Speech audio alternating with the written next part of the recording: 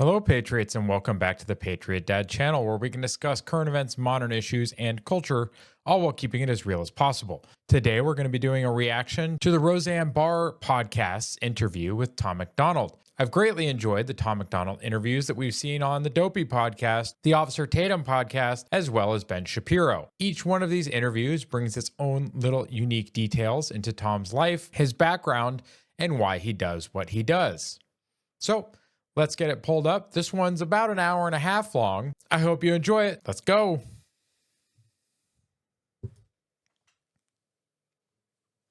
Oh my God, I'm so excited to have this great guest on today to speak with. Me and Jake have been fans of his because I said, this guy's the shit. The first time Jake showed it to me, I go, no, he's the shit. He's the fuck Eminem. He's the working class. Oh, great start, Roseanne. F Eminem, Tom's the real working man rapper. He is the working class. So I love having you on here. And I'm so proud of you that you're number one. Every one of those so-and-sos can eat your dirt. Thank you very much. Yeah, it's been Tom MacDonald, everybody. I'm sorry. Yeah, it's been thanks for having me. And I just want to say I've been a fan of you for much longer than you've been a fan of me, so I'm flattered. That's probably true. How long have you been famous? Oh God, famous. 6 years maybe. 6 years ago is when you got famous. That was your first song. That was rap, whatever it's called. No, it's a song. Yeah, that was the first one that went. Is that what they're called now? Yeah, songs? Yeah, that was the first one that went viral, and the first time people ever figured out who the hell I was. I mean, that's a fair question because, I honestly didn't know either. So, song. So let's talk about that. I love this story. It so reminds me of my story, and all the people like us that did come from working class backgrounds and hit it big in entertainment. Yeah. Yeah. It was a pretty wild ride. So essentially what had happened was, I was an alcoholic, and that's good. That's a good point. Yeah. That'll help you get there. Yeah. Right. Yeah. I think a lot of us in the entertainment industry have that in common too. Right one. Okay. So yeah, I was an alcoholic for quite a while, and that led to a pretty large mental breakdown. And then, yeah, we got a lot in common. This is Mom's last week. I was saying this kind of reminds me, and I remember this story from before, but this reminds me a lot of in the military. It's a joke, kind of, that to be an E7 or above, you have to have at least one divorce and at least one DUI. There's something about certain struggles that certain individuals in certain areas or realms, they just seem to all have in common. So it seems like alcoholism and mental breakdowns in the entertainment industry. It's kind of like DUIs and divorces in the military. So I was a mess, and I stopped talking to all of my friends and stopped talking to my family, and I was having a really difficult time. I couldn't eat, and I couldn't go outside, and I stopped making music for a year.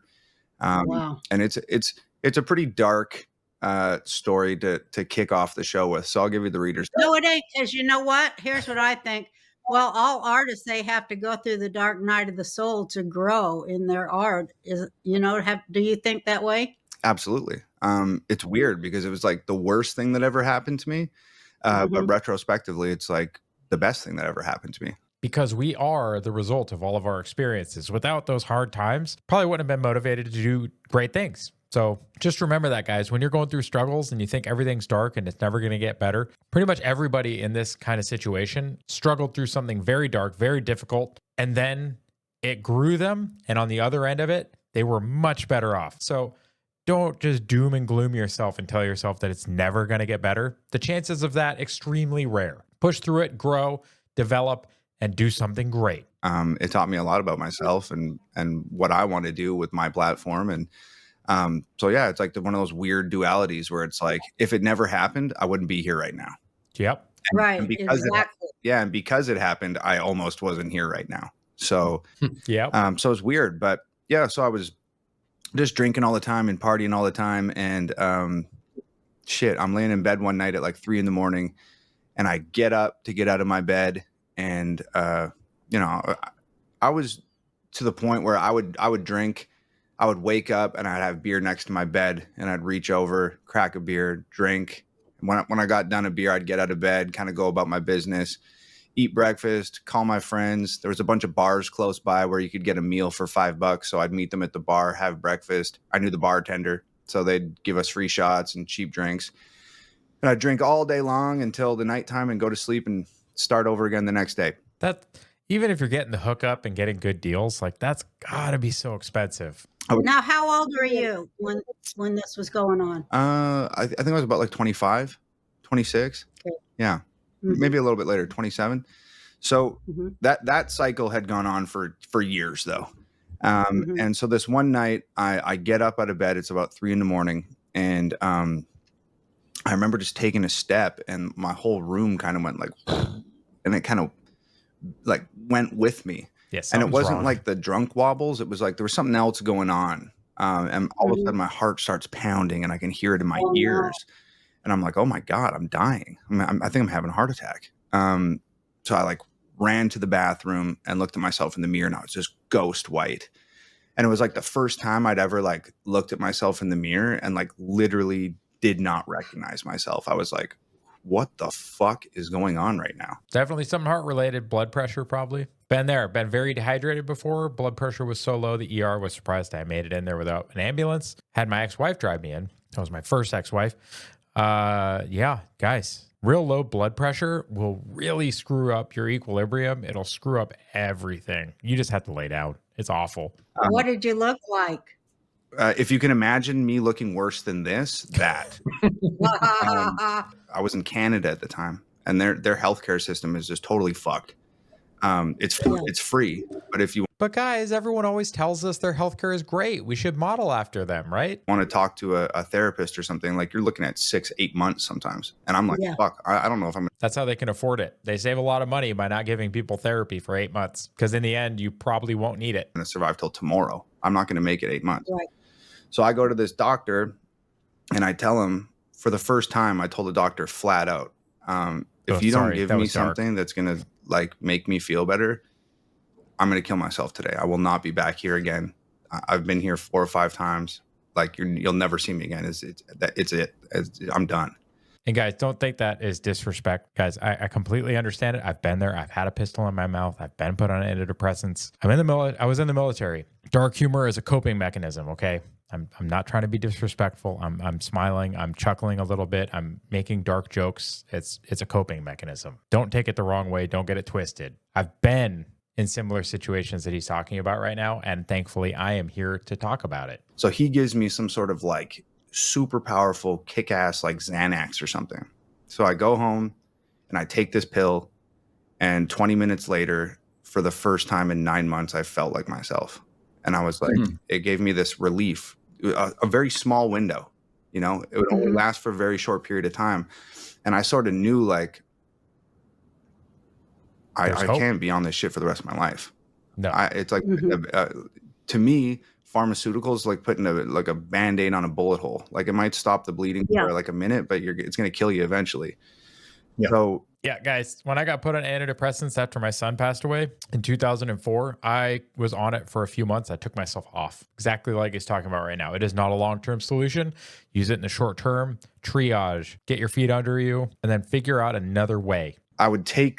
I started taking the medication so that I could regain some sense of myself. And function. When I was in that state, I would immediately start reading and researching mental health and mental illness and the things that I could do to make myself feel better. So I cut out all caffeine, no soda, no fast food, no junk food. I started running and exercising every day. I started meditating. I started reading books. Good choices. It was just a really chaotic time in my life. But guys, I'm not giving up coffee. Ain't happening. And it was a big ass wake up call from God. 100%. It was that like come to Jesus moment where it was just like literally like you either clean your shit up, get your act together, or it's done. It's over for you. This is going to be the rest of your life. So I did the work. And after a period of time, I got off the medication and I got my visa approved. to come to the United States. And I left and I came here, and my girlfriend, Nova, I stayed with her. So Nova and I have been together for 7 years, and we've been best friends. Hi, Nova. Yeah, she's dealing with the dogs, but she Yeah. loves you. So I Nova, love her. she's amazing. She saved my life. So Nova invited me to come stay with her, and we've been best friends for 16 years. Nova put me on my very first rap show ever. Well, that's what we didn't even get to yet. You know, We're getting people like us that we all the time we got a lot of well, we want people to know who we are behind all that stuff they like. Yep. And then of course you find out they don't give a fuck. They just want to see the shit they like, and they want you to shut the fuck up and give it to them. You know what I mean? Yep. It's kind of takes a lot of hits in the head to see it, but the artistry that I wanted to talk about, your artistry, and when you first knew you were a wordsmith. Guys, I've never listened to Roseanne Barr's podcast before. I also didn't really watch any of her shows or anything when I was growing up. I have heard her speak a couple of times briefly, but she is hilarious. The unfiltered, strong, awesome grandma vibe that I'm getting right now, amazing. Just amazing. Let's talk about that, like how you craft an idea with words, how powerful you think words are. Well, first of all, how do you feel being number one this week with Ben Shapiro, who I'd like to go out to dinner with and argue Torah with because he's wrong. But anyways, what did you think of all that? It was crazy. It was really bizarre. Like, Ben had me on the Shapiro show last year, and because of some like political funny video that I'd made on Instagram. So he had me on to talk, and then he had made a joke at the end of the interview, like, haha, like maybe I'll get on a song with you one day. And we both just laughed at it. And then essentially the interview ended. And when I got off the interview, I said to Nova, I wonder if I could get fucking Ben Shapiro to rap. And she's like, that would be crazy. And amazing. So I reached out to them and I was like, look, I have this fucking idea. Like, I don't know if Ben would be into it, but I think it'd be hilarious. I think it'd be a massive troll on the music industry. Yes. And oh, it was too. It was fantastic. And it just was so popular, the most popular thing, the number one thing with a bullet. It's so killer great. Thank you. So because it's done independently, it's just, you know, it's just you and, you know, your vision and Ben. And Nova, you know, talk about that. How long have you known you had something to say? Well, I was a pro wrestler when, like, the WWF stuff when I was like 14, and then really, yeah, and then I was about, I think, 17 years old. I had been writing sort of raps and poetry and rock songs and stuff secretly in my binders and notebooks for like a long time, and then I got injured. When I was wrestling, I crushed all the cartilage in both my knees. So I was... we have finally learned why. And this is another reason I really like doing these different interviews. Crushed all the cartilage in his knees. My dad knows a lot about that. He wrecked his knees in college football. So makes a lot of sense. That would probably take you out of the game. Hobbling around on crutches and stuff for many months. And just like as a creative person, like it killed me. That was my outlet. That was like my creative outlet. So sense. Without wrestling in the picture, I was like, fuck, what am I going to do with myself? My one other like secret love has always been music. Like maybe I could do something with that. So I asked my parents for a laptop for Christmas, and they got me a laptop, and I installed some recording software. I started recording songs, and then I was like, what's the next logical step here? I guess now that I've recorded the songs, I need to perform them in front of people and see if I'm any good at this. So I started reaching out to local rappers saying like, hey, when's the next rap show? Like, and can I get on this rap show? And they said, well, there's this girl, Nova, and she throws shows, and you should reach out to her. So I emailed Nova and said, hey, I'm a rapper. Can I rap on your show? And she said, send me your songs. If they don't suck, I'll put you on. So I sent her my songs, and they sucked. But for whatever reason, Nova gave me the benefit of the doubt and said, hey, if you come put up posters for the rap show with me, I'll put you on the show. So I met up with her, put the poster at the Avenue, and then Nova put me on my very first rap show ever. So that's kind of. Now, was this before you had your facial tattoos? Oh, it's just way before that. Actually, you know what? I think I had just. Well, like if just she had eyelids. seen you with the facial tattoos, I don't know. You might have been a different thing. You think? I don't know. I think Nova likes them, and they definitely like. I definitely fit in the rap world now. So I Yeah. love your tattoos, Makes and I sense. told you I love your hair. What do you call that? Turn to the side. I love it so much. well, It's like it's like warrior, Viking, some sort of tribal deal. I stole it It's from the very lead singer of cool. Pantera. Okay. Tom, can I ask you a question? Yeah. Do you mind? Yeah. How far from your wrestling injury was it until you had your breakdown? Do you think they were linked? No. That was about 10 years. So Okay. sort of like where I was going with that whole thing was like Nova and I became best friends after this rap show. And then we stayed in touch forever, but we parted ways. Nova went out to Toronto. I stayed on the West Coast. She ended up getting a record deal with Island Def Jam. They moved her to LA. This is many years have passed. Then I have my mental breakdown. I sober up and get myself better. And Nova says, hey, come to LA and live with me. So I come down to LA and I'm staying with Nova in Crenshaw, which is The best of neighborhoods. That's crazy how many years that was, how many times moving across Canada or the US, her time with Def Jam. Again, I would be very interested in seeing Nova do an interview talking about her time at Def Jam. If she can, she may be legally restricted from doing so, but seems to have had a major impact on her as well. is like the hood. It's a tough part of town. And we're living there together. Not where I lived. I lived on Crenshaw. Yeah, but you were on the west side of Crenshaw. It was beautiful. Oh, you're at the other side. Yeah. The other side of 8 Mile, if you will. Yeah. So Nova and I are living in Crenshaw together, and it's like pretty grim. We're like living in like essentially like almost a crack shack, and it's just like the walls are full of mice. And I'd go to the kitchen in the middle of the night and open the cupboards, and there's cockroaches running across all our plates and stuff, and the roof's leaking, and we can't afford to do like groceries and pay rent in the same month. Like, And nowadays, I bet you that house is probably like $1 million if it's still there. Ooh. Unfortunate timing. This interview reaction is being recorded as the fires are ongoing in Los Angeles and the Palisades and other locations. So thoughts and prayers out for Tom and Nova. Thoughts and prayers out for all the people affected by those fires. It's going to be a rough one, guys. It's going to be a rough one. California is so poorly managed. I am glad I don't live there anymore. I grew up in Orange County, just south of LA. Guys, 'tis a silly place. our power was cut off so often that I had an extension cord that I used to keep coiled up behind the fridge.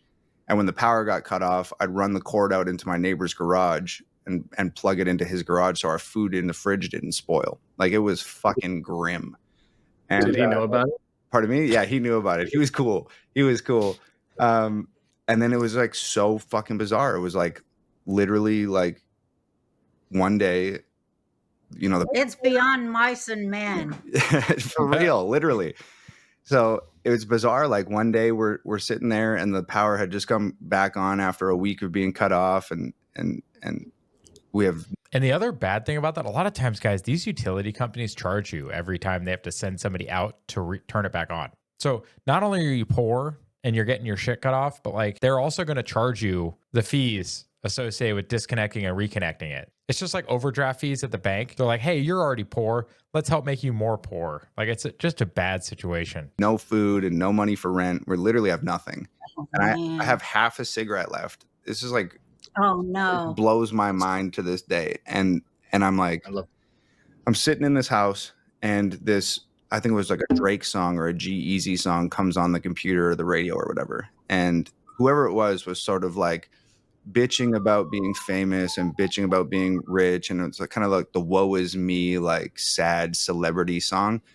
And I was like, I was so. Meanwhile, he's sitting there so poor and broke. He's like, man, F you. Bitter about it. I was like, how fucking dare you? Like, yeah. I would give anything to have be your in that problems. position. And not in the position that I'm in now. I was so fucking offended by it. And I went out and sat on the front porch with half a cigarette.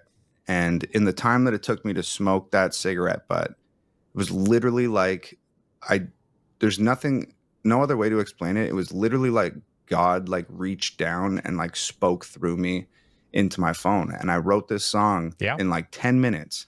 I don't remember stopping. Really? Yeah. I don't remember stopping to think, oh, what word rhymes here? Or like, what should I say at this part? Or like anything, like a typical songwriting. Was it just like a download hit you and you 100%. had to download it? Just like that. Yeah. And by the time I'd finished smoking the cigarette, I had written this song and my hands were shaking on my phone. I almost had a panic attack. I ran into the house and I said, Nova, I just wrote the song that's going to change our fucking life. You knew it right away? Well, because it came through you, right? Yeah, I Do you think it came?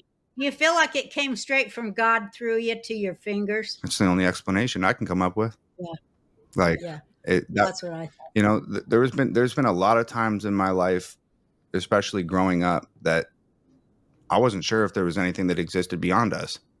And that was one of those experiences where it was just like, oh, I'm actually a very small part of what's going on here. Yeah, this is a lot like John Rich's experience writing, I believe it was Revelation, is the one that he said he wrote it in like 30 minutes or less. Yeah, guys, we are a small, small part of this universe, this intricate fabric. The creation that is around us is so miraculous and amazing that I do not understand how people think that there is not a creative influence in the universe, that it was all just random and natural and happened through evolutionary pressures. Like it just doesn't compute to me. To me, that belief takes more faith than my faith in a creator. But maybe that's just me. But like Tom's saying right here, like something just hit you. Where does that come from? If not some sort of divine intervention. There's something much more powerful than me here. It was just one of those things. And how long was that from when you were so depressed and you took that one good pill? How long was that? 6 months. Oh, wow. Yeah, there you go. So I ran. And you moved from Canada to US in that time. Yeah. Yeah. And your power shut off, got rats. Yep. You write this song. What happens next? I run in the house. I'm freaking out. And I say to Nova, hey, I just wrote the song. It's going to change everything. Can you set up your camera? Can we shoot this video? And she's like, you don't even have the song recorded. And I said, look, I'm going to record it right now. While I'm recording, can you pull the backdrop down and set up a light? And she does. And I record this thing. We had this $125 light from Amazon. It's about this big. That's all we had for our light. And she pulls the backdrop down, sets up the light. We shoot this video in like an hour. I call my sister. This is brutal. This is embarrassing. My sister's 5 years younger than me. I call my sister and asked her for $200. We had nothing. Oh, no. Gotta borrow money. My sister gives me $200. I call my mom, ask her for $200. She gives me $200. I call 3 of my friends and ask them for $150 a piece. And when it was all said and done, I had $1,100. And that was enough to pay our rent and do groceries, neither of which we could do without this $1,100. But I was like, fuck it. We got to bet it all on red right now. And the next day we put the music video out and I took that $1,100 and put it on an ad. And 24 hours later, it had 1 million views and just changed our life. Man. It's amazing. And that's the importance, guys, of believing in what you're doing. It doesn't always work out. It's not always going to be successful. But if you don't take those risks, if you don't just do the thing and you sit and you don't take action, you sit and wait, you're in fear and you just don't, you'll never have the potential to have success ever. It's so critical, guys, that you take those risks on yourself. It's not even a gamble. It's more of an informed investment / partial speculation. But you've got to do those kinds of things, guys. You can't look at other people who have success, envy them, and then when your opportunity strikes, you're not prepared and you're not willing to take action. Like, it just doesn't work, guys. Like, I sit in front of this camera and these lights every time I record a video, every time I put up an ad, every time I do any of these things, I do it and it's a risk. It takes time from doing other things. It takes away from other opportunities potentially. But you know what? I'm here. And just like him, I believe in this. So you need to start believing in you. The only way you're going to ever have anything. Don't be envious of other people and their success. Don't think that, oh, these people don't do their part. They're not paying their fair share. Where did they get it? They're stealing from other people. No. Most of the people that have success are doing exactly what Tom's doing. They're building their brands. They're taking those chances. and they're putting themselves out there. They're failing, they're iterating. They're failing, they're iterating. They're failing, they're iterating, they succeed. And some people become wildly successful like Elon Musk. Some people just have an average life. But you know what? They would never have any of it if they didn't take those chances on themselves. So why would you continue to take chances and take risks on behalf of somebody else's future and success at a regular job? Do those things to make ends meet for now, but find ways to build your own thing and take those chances on yourself, guys. You've got to. Had 1 million views and just changed our life. Changed his life. If you want your life changed, you've got to be able to take risks on yourself. You got to be ready to take advantage of those opportunities. If you don't prepare ahead of time, you will not be ready. So do those things today. Man. It's amazing. Now, Congrats. Thank you. what do you think people were? What were you saying that was so magnetic to people at that time? I was pretty much just criticizing the status quo of hip hop And being real. Like I said, I had heard that song and Being it honest. irritated me so much that this guy was bitching about a lifestyle that like was the opposite of mine and one that I would give anything to have. I was so resentful about it. So I wrote this song called Dear Rappers, and that was in 2017. And the whole thing was just criticizing the message of hip hop. And, you know, a lot of people ended up saying that, calling me a racist for that song. Which is wild, by the way. But guys, has it gotten any better since? Right? He called out the entire industry, that entire genre. Has it gotten better? They've started mumbling. I still don't know what the heck mumble rap is. Please don't recommend it for the channel. I'll do a reaction to it, but I don't want to. But like the content of what they're talking about is just depravity and awful and just degrading and not good for culture or society. And part of that is what he's talking about right here, guys, that woe is me, but look at this depravity and just gross around that industry. Like, please don't recommend any mumble rap, please. You know, a lot of people ended up saying that, calling me a racist for that song. And my response was that I wasn't criticizing any rappers of a particular color. I was criticizing rappers of a particular content. Yep. And that was, you know, drugs. It also lets you know, guys, that you're over the target. When you start getting called an ist of any kind or get accused of isms, you don't catch flack unless you're over the target, guys. And if you're a white person and you're getting called a racist, usually it means you're pushing some buttons and irritating some people, making them look inward, and it's uncomfortable and they don't like that. So they're trying to get you to shut up by just calling you a racist or calling you a sexist or calling you a whatever. They're just trying to get you to stop talking because your talking makes them uncomfortable. But it's not because you're being mean. It's making them uncomfortable because they know that they are doing the wrong thing. Of a particular content.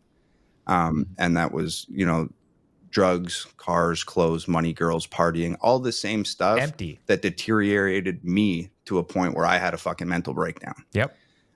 So that mental breakdown was the greatest thing that ever happened, because coming out of it, I was like, you know what? Do I want to make the same music that eroded my morals and it fucked my life up? No. Yeah. Do I want to be making that for other kids so they can end up in the same fucked up situation I'm in? Nope. Obviously not. So I wanted to make music that was going to inform people, wake people up, empower people, and improve and enforce high moral value.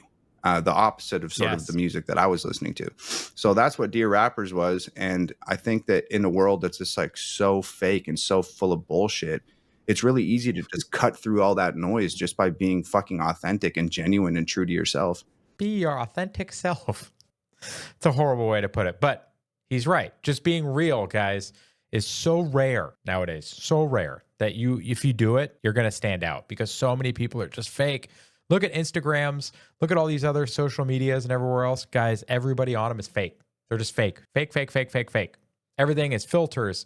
Everything is edited. Everything is curated. It's scripted. It's fake. It's not real at all. And then people watch it and they want to keep up with the Joneses and they want to have all the things that all these fake people have, but they're not real people. So just be yourself, your authentic self. And I was saying a lot of things that a lot of people were thinking, but weren't saying out loud. Yeah. So I think I got to speak on behalf of a lot of people sort of by accident. It was a very personal journey for me. And I didn't know that there was millions of people that felt the same way. What was that a shock to you when you found that out? I couldn't fucking believe it. I didn't know what was going on. Like, we woke up the next day and I looked at YouTube or Facebook or whatever it was. And I said, Nova, the video's got 1 million views. And my fan page went from having 500 people on it to 20,000 people overnight. And fucking, 30 days later, a check comes in the mail for $10,000. Neither one of us had ever seen that amount of money before. And then, then the next month it was 20 and then 50 and then 70 and then 100. And I was like, we're moving the fuck out of Crenshaw. Let's go. Yeah, it was just a really wild ride. And like, I'm almost crying just talking about it now. Cause I just thank God every day. Cause we were on the brink. Like, I don't know where we'd be right now if it wasn't for that song. Probably still in Crenshaw, fucked up. Well, I want to hear more about you since that happened and everything, has it happened again where you get the feeling bzzz, something's coming, and then you go and just sit and download and write it out? Yeah, a few times. Some of my bigger songs, like Fake Woke happened. It's got 40 million views. Yeah. Bad News is a song I did with Nova and my friend Madchild, which was like a sort of like an urban pop song. And that was the same type of thing. I was like sitting in the studio. Hang on. I'm going to write that one down real quick. Give me a second. Which one was that? Bad News is Bad News. Okay. We're going to write that one down real quick so I can get to that one. Who do I put that recommended that one for the channel, guys? Tom? All right, Tom, you're going to get credit on this one. You recommended it for the channel. I'm going to put you down. Got it written in my little notes on my phone. Going to give you credit, bro. Song I did with Nova and my friend Madchild, which was like a sort of like an urban pop song. And that was the same type of thing. I was like sitting in the studio with Madchild and we're racking our brains, banging our heads off the wall, trying to figure out what's the last, couple songs that we can make for this album. And it's not coming to us, and it's not coming to us, and it's not coming to us. And he's like, I need a break, man. I need to take a breather. I said, you go ahead. I'm gonna hang out. And he walked out and went and sat on my couch in my living room with Nova. And I sat there just by myself for a minute and just like tried to clear my mind and just, okay, come on. Like, there's something here. I don't know what it is, but there's something here. And then all of a sudden, ding, came to me. I hit two notes on the piano. That's all it was. Dun, dun, dun, dun, dun, dun, dun, dun. And then I was like, oh my God, I got the melody. And then sang it in the microphone. And it just all happened all of a sudden. And I went into the living room and I was like, hey, I think I got it. And Nova and Madchild come into the studio and listen to it. And they're like, holy shit, this is it, dude. So, and that's one of our top performing, it's got like 45 million views, one of my top performing songs ever. Those tend to be the best ones, the ones that like I feel like I have the least to do with. It's probably because they're speaking to people in a more raw, unprocessed, unfiltered manner, right? They're just direct downloads, 2-page and out, and then they get shared with the world. Whereas if it's a song that's produced, it's, edited, it's altered, it's tweaked, it's enhanced, it's optimized in a way that while the content can still be real, it probably comes across to the audience still as a little bit less real. So that actually makes a lot of sense to me. Be the best ones, the ones that like I feel like I have the least to do with.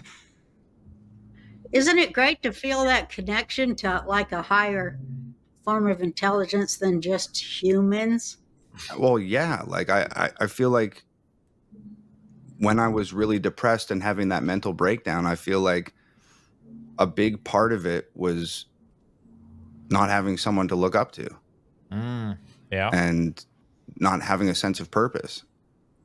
And something above me or all around me, something out there, God, in whatever form that's in. And guys, that's what's so important. You can't wait around for your purpose to come to you. If you do that, you're probably never going to do anything or go anywhere, and you'll probably be unhappy doing it. You got to go find your purpose. This whole like going on a quest trope for men, right? It's you need to go into the world and find your purpose, discover your purpose, go conquer that purpose. If you don't have that yet, you need to go find it, because the more time you spend just sitting around playing video games and waiting for your purpose to come find you, you're not going to be happy. You're not going to be fulfilled. You're not going to make progress. You're not going to do great things, and you're not going to become the person that you're supposed to be. He reached down and he gave me purpose, and he gave me someone to look up to and something to look forward to. Now I just love the way you put it. Yeah. It's really miraculous sometimes. Yeah. I wanted to talk to you more about the power of words and how you channel them. Do you have the idea of what you're going to write your song about before you write it? Do you get it in parts, like first the idea and then the title? How does it go? What's the order? Oh, give Well, us process. it's kind of always different. Sometimes I sit down and make the beat first, because I produce my stuff. So sometimes that inspires, just the mood of the music inspires the message of the song. Uh-huh. But a lot of it is like, I mean, you guys know, we all are absorbing the same information all Yeah. fucking day long on our phones, on our computers, on the TV, in the paper, everywhere you look. We're just being fucking bombarded with politics and social issues and shit constantly. And that's not healthy for humans, guys. It's not. You look at society nowadays compared to what it was, 100 years ago. We are not designed to process this kind of information. I don't know how anybody's writing music about anything else. Like, it's like this shit is the most important stuff in the world, in my eyes. It's going on all around us, and we're just sucking it in all the time. So, and it's part of, I don't want to make the same music that put me in the position I was in. Yeah. So I'm absorbing all this shit just like everybody else. And instead of taking that information and talking about it in my living room with the door closed with my family or my friends, I'm like, fuck it. I'm going to put it on a song. This is the shit I'm actually interested in. This is the shit I talk about my friends with. If I meet somebody new, like, I have a difficult time like connecting with somebody until they start talking about something that I'm actually interested in. And I'm interested. Yeah, I'm like that. Yeah. Yeah, I'm interested in politics. I'm Makes interested sense. in conspiracy theories. I'm interested in social issues. I'm interested in, the Elon Musks of the world that have intriguing, interesting, sometimes fucked up perspectives and points of view. Like, that's the shit I'm interested in. So that's the shit I've been writing about. Well, why do you have that hog? Why do you have the word hog tattooed on your chin? Hangover Gang. Oh, That's my fan. Is that some gang you're in with other sobers? Sort of. Yeah, sort of. Well, it started out as like it was a gang of us that were drunk all the time. We were hungover. We were the Hangover Gang. And now that sort of the drinking is out of the picture, it started off as just a small group of guys who used alcohol to have the best time of their life as often as possible. They thought they were convincing themselves that they were having the best time of their life. But now, is it just hangovers from like reality, from the artificial reality that's shoveled at us by media? Maybe.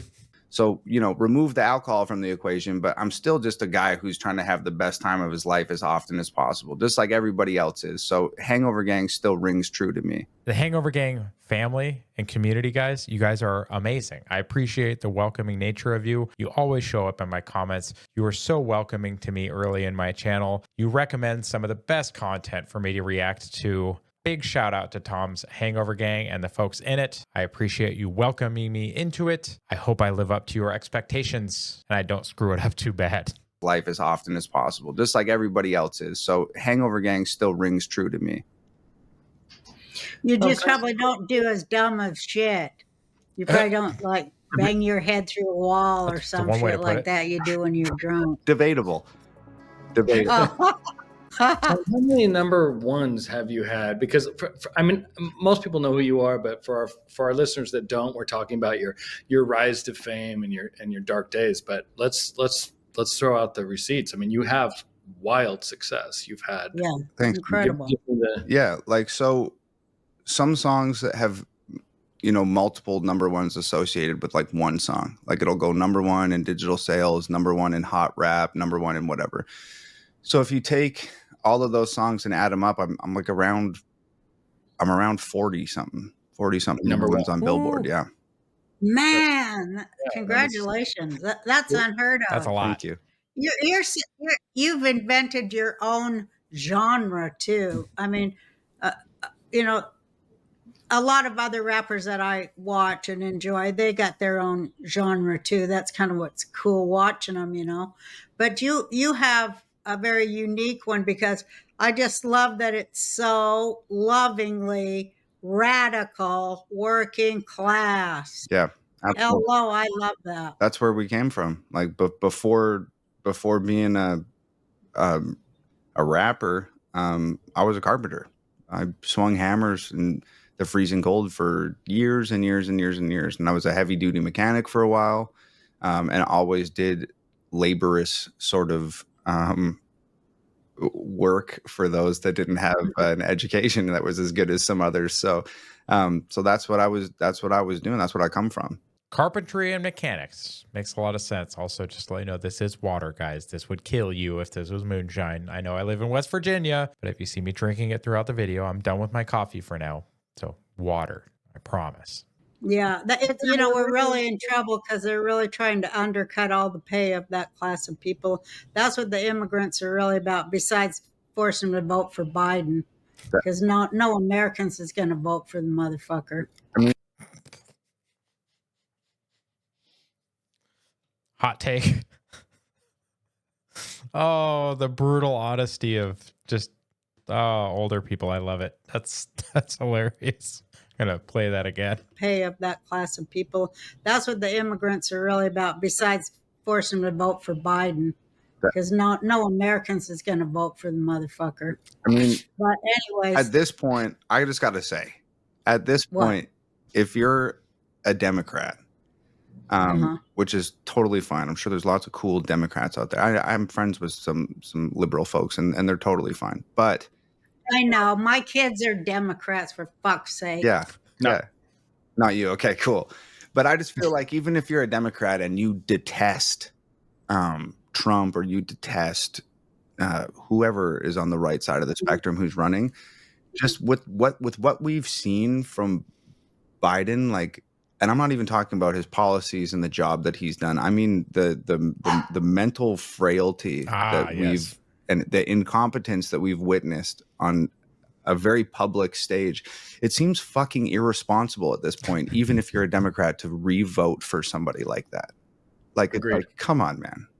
Well, it's okay though. They intervened and they removed him from running, and they inserted somebody else without a primary. Good job. They all know. It is government by the boardroom. That's why they are attacking Trump so much, because they hate the executive branch of our government. They got to get rid of that, because that ain't very commie to have an executive. It's not communist enough. They got to have rule by, boardroom. And they're all billionaires, and I guess I can assume Roseanne's politics on this one. They're all, Democrat billionaire donors that are involved in terrible, terrible, dark, crappy, demonic shit in this world against children and human beings. And there they are, thinking that them and their god Satan is in charge. And what a laugh I do get over that, because their arrogance is always their ruin, how they always think they're smarter than everybody, but that's what brings them down. I would love, maybe you can put it in a comment. I'm still trying to figure out, what do you think her actual opinion is on the progressives? How do you think she feels? Oh my gosh. The brutal honesty. It always comes out in the wash. So, yeah. What do you think of? Except now most of Hollywood is burning. So is it going to come out how much of the evidence is now gone? Not that I'm saying that's why it happened. I'm not saying that. I'm not saying that, YouTube. Calm down. I'm just asking. How much evidence of wrongdoing do you think might have been present in all of the homes that are now gone? It's a question. I'm not speculating. I'm not implying. I'm not doing anything else. I'm just asking a question. Calm down. What do you think of all this shit there? You think it's... Do you think do you think there are don't do it. Some things off about the 2020 election, such as the vote counting? I think that was the most obvious situation where something felt off. I think elections have been fucked up since the beginning of time. I'm not sure they've ever actually counted anybody's vote ever. That's actually a pretty decent take. I'll allow it. Me neither. Yeah, I'm not convinced. I said it on a podcast the other day. I feel like this democracy, I think the whole thing's a sham. I think that if they say, like, I broke it down on this other show where I kind of said that, like, I feel like our democracy is like they're giving us 3 sandwiches. Hang on. Because it sounds like he doesn't want to say the name of the podcast on Roseanne's podcast, which I can respect. If anyone in the audience, if any of you knows which podcast it is that he's talking about right now, please put it in a comment. I would love to see this discussion from him. One's a dog shit sandwich, and one's a cat shit sandwich, and one's a bird shit sandwich. And you get to pick what sandwich you want to eat. And when you start eating it and you're like, hey, this tastes like shit, they're like, too bad you chose it, motherfucker. Mm-hmm. And it's like, that's right. Is it a choice or is it a choice? That's a great analogy. It's a controlled choice. Yeah. Like, is it a democracy or is it a trick? You gave me 3 shitty choices and forced me to pick one that I don't like. That's the illusion of choice. Yes. Well, that's voting for the lesser of 2 evils, which is or 3. still evil. Facts. I ran on that in 2012 when I ran on telling the fucking truth to the American people. Of course, That'll never work. I couldn't get on any ballots, but I was able to get on 3, and I did well in 3 states. But, getting on the ballot is the big thing. Now they're trying to block him from getting on the ballot. The ballot and what's allowed on the ballot is about, 10, 15 bunch of really questionable people in every city and town and state. 10 to 15 people that all know each other and are in something together, some secret handshake thing. I don't know what it is. Or a devil worship cult. Who knows these days? Probably But, that. they're in on something together, and they're all in charge of every decision. I'm into that shit. Like, yeah, like I've been. Oh, please go into this. Please dive into this. Because he did say he likes conspiracy theories. I was listening earlier. Please. We have another, almost a full hour left. Please deep dive this. Into conspiracy, and I use that term very loosely. Yes, as do we all. I've been into sort of alternative narratives and perspectives since I was fucking 14 years old. Yes. And the crazy thing about it is when it's not actually that unbelievable, and most of it starts becoming reality and true if you just give it enough time. When you get into it like that young, I didn't need to go watch a YouTube video, and I didn't need 100 people telling me this is what's actually going on. There's a satanic cult that runs the world, and these people are into some weird shit. I didn't just by observing it as a kid, I knew there's some fucked up shit going on here. I knew, I could see it. Yeah. I knew what they were doing. Yeah. So, it's just it was just a gut feeling. And I think it's becoming the reason why more and more people are into it now, I think is just because it's becoming more and more obvious. I don't know. And I think it's becoming more acceptable to talk about it. For a long time, guys, I think they kept all this stuff under wraps and they made it socially undesirable to discuss it. So they limited the spread of the actual information by applying social pressure to get people to not share their opinions. They coined the term conspiracy theorist for a reason. I don't know if they're hiding it less on purpose or if they've just... Well, some people say they're just trying to wake us up slowly so we don't go all whack like you did, when you're over there staring at the wall and the clock and trying to live. They say people's going to go that crazy once that Epstein list comes out, and then it shows every law the people that was on that island with their secret society shit came back and what laws they drew up right after. Because that shit. Forget Davos. Yo, this was fucking Epstein Island where everything went down, right? Yeah, that shit was fucking wild. And it's gone. It was kind of crazy because for the whole week on Twitter, or sorry, I'll get my focus back. The whole week on Twitter or X or whatever, and everybody was saying, "Oh, the Epstein list is going to drop. The Epstein list is going to drop." Look, I was excited just like everybody else, but the entire time I was like, "There's no fucking way this list is dropping." No, still hasn't. There's no way. Never. And if it does, it's going to be heavily redacted, or it's going to be sort of a counterfeit version of the list. And then, it came out and there was just enough shit in there for people to have something to run with on the internet for a week, but it was a fucking nothing burger. It was. And I sort of... Yeah, they say what's her name's going to spill the big beans on them all, but Elaine? She's got to get she's got to get released or cloned or whatever the fuck they do with these criminals. But the girl, what's her name? The Maxwell's daughter. Yeah, Ghislaine.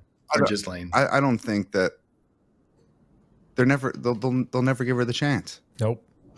She'll get real sad, and then the cameras will stop working, and then the guards will fall asleep, and it'll just be this weird coincidence, and she'll just be real sad, like a friend of the Clintons, real sad. Like some people say she's already out. I mean, I've heard that Epstein's not actually dead too. I heard that too. What do you think of that? It's hard to say without knowing. I wouldn't be surprised. Yeah, me neither. Nope. I mean, it's likely that he's dead too, but for me, it's just as likely that he's not. Like, I feel like these things, like, people think you're nuts for like thinking this shit, but it's just like, I know. It's so fucking boring to like not entertain like the alternative. Like, anytime somebody says something on the news, hey, this guy's dead, or hey, this happened, and guys, it's not even your fault for thinking it. Like, the news has lied to us, the government has lied to us, everybody has lied to us so often and for so long. You can't be blamed for questioning what the official narrative is on anything anymore. You just can't. It makes sense to question narratives, guys. It just does. So do it. Immediately thinking, it's probably the opposite. Yeah. We all got trained like that. They trained us up like that. They lied so much. We like through. I was thinking the other day, it's not really artificial intelligence. That's what they think it is, but it's like angelic intelligence, because it made us think, and now we can discern the devilish bullshit from the truth. And they can't ever approach that with their artificial shit. We don't need no artificial shit because we're connected. So they can chase us and copy us all they want, but they're never going to be us, and they're doomed. Yeah, the way I look at it is just that, like, there's so much crazy shit going on out there that nobody would ever believe. Even if they came flat out and said, yep, this is what's going on. It would seem so outlandish to most people. I just think it's crazy to not at least consider it and question everything. Why would you not? We should. These people have a history of fucking lying to you. So yeah, the crazy thing is not questioning it. Yeah, that's the crazy. Like, even if and even if we end up being wrong, even if Epstein's dead and none of these people that gather in their secret meetings with their cloaks and burn effigies and shit, even if we turn out to be wrong about all of it, like, the stupid ones are the ones who never considered that as an option and never entertained those things. Sheep. Like, those are the people that are cool with getting in a fucking vehicle that will drive you to your location and you never touch the steering wheel. Like, or just drives off a cliff. Those are the people that are just, You mean in them self-driving cars? Yeah, I'm never doing that. It's fucking insane. No. I think that too. Funny thing about that, I just saw, I think it was on X yesterday. It was a video of a Waymo just driving in circles in a parking lot. And this dude's like, I'm going to be late for my flight on customer service with him. Like, hey guys, like, this thing's just driving in circles in a parking lot. Can we fix this? You're lucky that's all it was. Could be doing circles in an intersection. Could be driving off a cliff. Like, I don't like it. I don't like it one bit. I'm glad you brought that up. They're so trusting with the wrong shit. The fucking wrong shit. It's a control tactic. They don't want you to have gas in your car and the autonomous decision-making power to go where you want, when you want. You can go as far as you want. They want you to plug your coordinates into a computer so they can see exactly where you've gone. And if you're somebody that they don't like, okay, well, hit the button, shut his fucking car off, and let's go get him.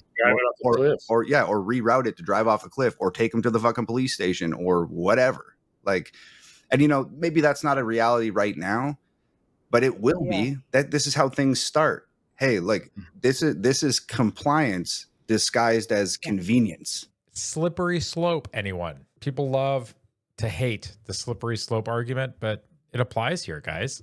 You are incrementally degrading your own rights, your own options, so that in the future, when you have none, you're going to be like, how did we get here? We got here incrementally over time, step by step. eroding your civil liberties, eroding your freedom, eroding your options. That's how we will have gotten there. I get it. It's advancement. It's technology. It's interesting. It's fun to talk about. It's fun to experience once or twice. But guys, if you incorporate this stuff into your daily life, it's just a slippery slope to just bad, awful things. Like that's what. That's right. So that's a good way to put it. Did you see the guy? I just feel like we hit. I think what happened. What, Jake? The guy with the virtual reality glasses in the self-driving car. Did you see that video? The Apple Vision guy. Yeah, that guy, that he's done. He's going right into the gas chamber. You know what I mean? He's not going to question. Yeah. Sure, you want me to go in here and take a shower? Okay. Yeah, exactly. I think shit's gone so far as they figured out that every block has not just a child molester every other house, but a fucking serial killer. I watch the ID channel. Can there be more fucking serial killers loose out there? And fucking Democrats, fucking serial killing motherfuckers. I mean, my God, it's true. It's absolutely true. And so they're like, we've got to contain these fucking serial killing motherfuckers.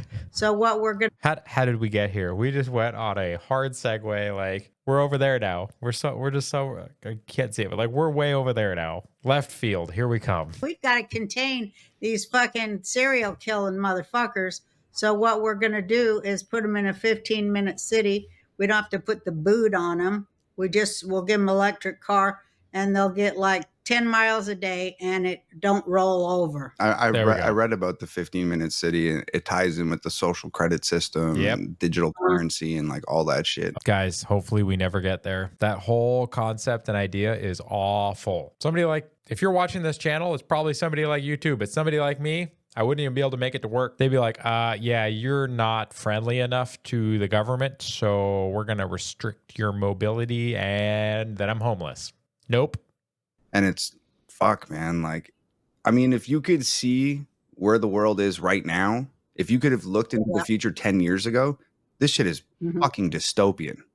Like, and it's only accept. Make 1984 fiction again. We Are Change. Luke Rutkowski makes a great shirt for that. Accelerating. Like, it's only getting more and more dystopian all the fucking time. Like, if we could look into the future now, 10 or 15 years, we'd probably all check out. We let me off this fucking ride. Well, and then how many people would also be like, am I fighting for a good cause? When our people go to war, myself included, right? You're like, hey, we're going for a good cause. We're defending freedom, democracy, whatever message they put forward at the time.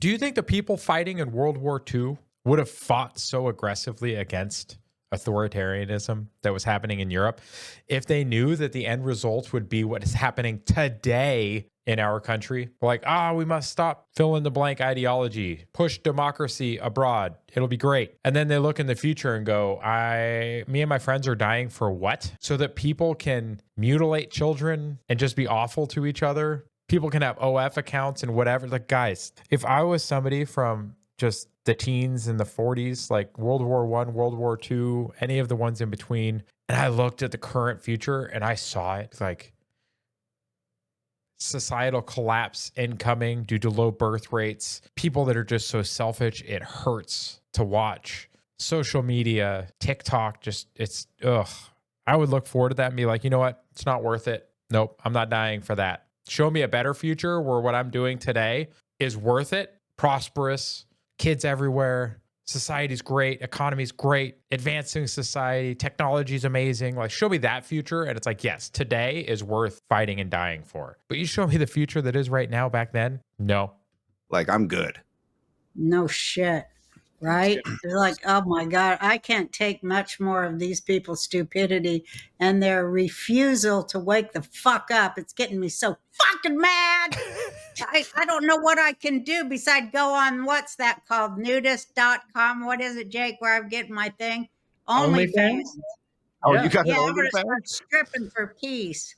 I'm going to fuck up the internet like it's never been fucked up if they don't look out. Stripping for peace. I dig that. Tom, can I ask you a quick question? Yeah. One of my favorite things about you, not just that you've been successful as a rapper. Also, is it just me? Can this guy please, can we please just button one more button on your shirt, bro? Like, Just one more button. It's like you did it on purpose. Can we just not? But that you've done it 100% independent by yourself, you and Nova. I don't know who else you got working for you, but you're working your ass off 20 hours a day. I saw you on our friend Blair White's show talking about it. Like, you're working your ass off. A lot of people do things and they build their own careers, but they have like 30 or 40 people. They're wasting money. They're hiring their own people. To be successful on your own back today is actually, and I would say, harder than it's ever been. Yeah. But that's the dream I always wanted. I just have to say that's why I'm admiring you, because all I ever wanted was to own my own work and to profit from my own work, not to make $1 billion for a fucker and I get 20,000. Right. You know, which was my deal. You know, I wanted to own my shit. I wanted to own the venue it was shown on, and I wanted to be the production company too. Well, Nova and I have seen every single episode of Roseanne and no episodes of The Connors. Thank you. I'm just going to put that out there. Fuck that. Fuck that, man. Yeah, but yeah. But I mean, you're striking a blow for the artiste, and you know the independent, you know, the artists to control their own art. It's just great. It's like, you know, it's like when. It's just like a lot of other maverick moves in the music, but this one is like just unbelievable because you've got YouTube and it's worldwide. It's so different. Yeah, it's, you know, this is a hard time to independently go about anything, doing your business, whatever that may be. It's a double-edged sword because we have access to the entire world through the internet on YouTube and TikTok and Instagram and Facebook and all this shit. But we're also like heavily censored and suppressed and fucked with on those same platforms. So sometimes you have to sort of like dumb your own art down and allude to things without being very super direct, or they're going to kill your shit and then you're fucked. Yep. Yeah, but I look at it towards, it's a good exercise to, you know, refine your word talent to communicate something. Absolutely. So yeah, the independent thing, I mean, it's just, I've been told since I was a kid, never sign anything. That was something my dad always said to me. Never. Own your own shit. Try to avoid having partners and things. Try to always own 100% of whatever business venture you're in. Try always to maintain that control, because then you're not working for somebody else. You're working for you. Never sign anything. So Nova and I have sort of created this little ecosystem outside of the music industry. And, you know, aside from waking people up and empowering the everyday man, you know, a big part of this for me is like, is putting on for other independent artists and like showing other independent artists like, hey, you don't have to be beholden to these record labels. You don't have to be controlled by anyone. You can be successful in this industry from outside this industry. Yep. Like, like I make all my own beats. I write my songs. Nova shoots and edits the videos. We design every single t-shirt. We distribute the music independently ourselves. We, for many, many, many, many, many years, packed every single album ourselves. We work 20 hours a day still. There's, you know, the music industry has resources. But guys, these are the people that do things like this, that someone that's a hater is going to be like, oh, these guys are so successful. Oh, why can't I have that? Oh, we should take away from them because I don't have as much. And it's like, guys, you're working 40 hours a week. You're putting a 23% effort in. These guys are working 120, 130, 140 hours a week. They're putting in 3.5 weeks of work compared to your 1 week's of work per week. That's why they're successful. Don't be envious of these people. Do the work yourself. If you want that kind of success, you have to be willing to put in extraordinary effort and work. I work 50 hours, commute 10, so that's 60 hours. Then I spend time doing household chores. I spend time cooking for my children. I spend time with my children. And then I also get to spend time creating content. That takes tens of hours as well. I can be 80 to 110, 120 hours a week myself. You've got to do it. If you want to have anything in life above average, average is shit. A 23% effort is average. Average is like $47,000 a year in income. With 30% inflation in the last 5 or 6 years, guys, average is shit. You want a shit life? Go do average things. You want an above average life? Go do above average things. Like Tom here, like Roseanne, like any of these other people that are highly successful. Elon Musk didn't get to where he's at without extraordinary effort. He's sleeping on the factory floor. He's putting in all kinds of effort. Bezos, DoorDesk, Bill Gates, much as I don't like the guy, started Microsoft in a garage, did a lot of work. Steve Jobs, a lot of work. Sure, they might have relationships with government and things later on in life, but they didn't get there without putting in work. Yeah, and they have resources and they have relationships. That's the big one. Relationships. But if you're willing to work hard, harder than everybody else, when the music industry is sleeping, you got to be working. Yep. When they're eating, you got to be working. When they're working, you got to be working twice as hard. And if you're not afraid of hard work, the sky is the fucking limit. Like Nova owns $500,000 in cinema quality cameras. She owns $250,000 in lenses. She has hundreds of thousands of dollars of lighting. So we have the resources now. There's nothing they can do. They can say, oh, you're canceled. And we can say, guess what? No, the fuck we're not. There's no sponsor here. There's no record label. There's no manager or PR publicist. There's nobody here that's going to drop us or take away a sponsorship deal. Like we're insulated ourselves entirely from what you guys are doing. Well, what about if they really want to fuck with you, though? They can. You know that, right? Yeah. They can cut off your bank accounts now and all that other shit, that social credit score shit. Of course. But that's a whole other thing. And there's also things that you can do to work your way around that. Like I got, pardon me? I said buy gold and silver. Yeah. Or put a fucking safe in your house, or, like I've gone to great lengths to sort of, in a worst case scenario, like I've got my entire family has satellite phones. So if they, yeah, we have that too.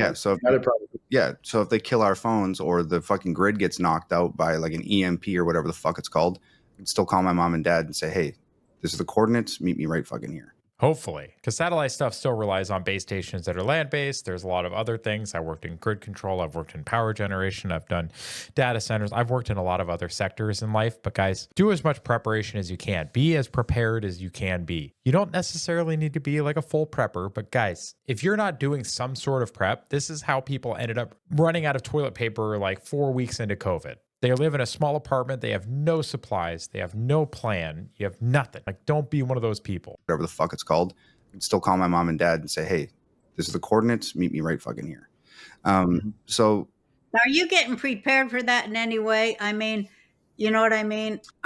Are you thinking that there's something bad coming?